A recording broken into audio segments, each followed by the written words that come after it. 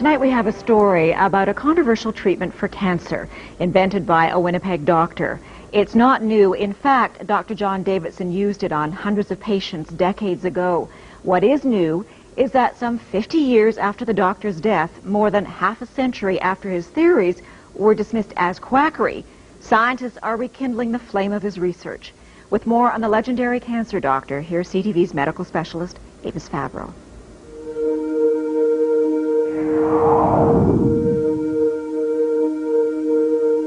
His name was John Ralston Davidson, a respected family doctor in Winnipeg in the early 1900s. A great scientist as well as a great doctor. And this is Leslie Gurney Bishop, now 88, a journalist who documented Dr. Davidson's controversial treatment for cancer. He never claimed that it cured it, but he said it would arrest it. Davidson spent years studying cancer, writing medical articles on his theories, which in hindsight were remarkable for his time. The doctor described cancer as a dietary deficiency, so he added generous amounts of vitamins to the patient's diet.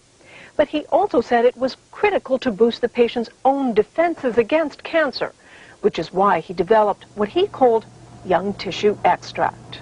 Davidson took fertilized hen's eggs just 9 days old and produced a powdered extract, which was then injected into patients with various forms of terminal cancer.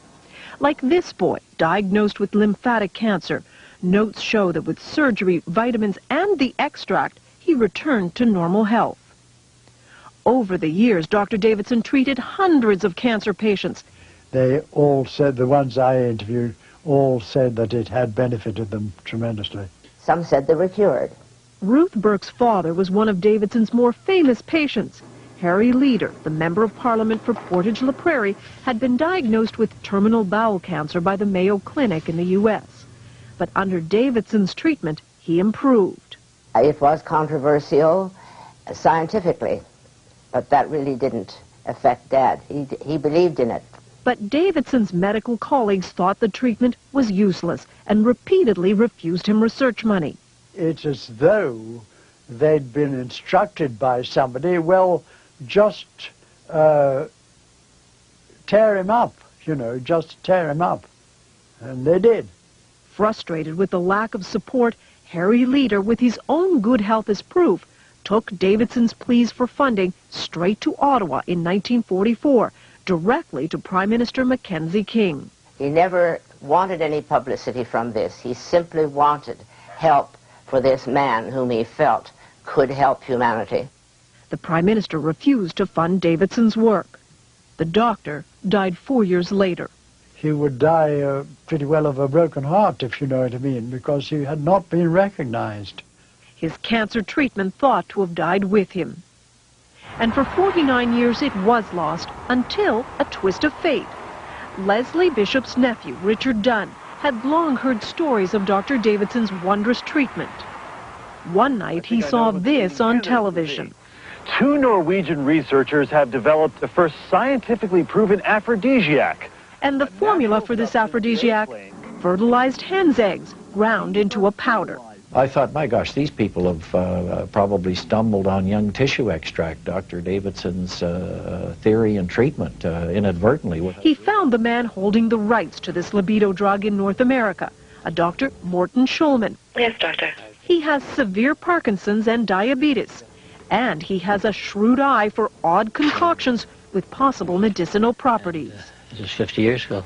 They were treated with the same drug, exactly the same as we had purchased from the Norwegians.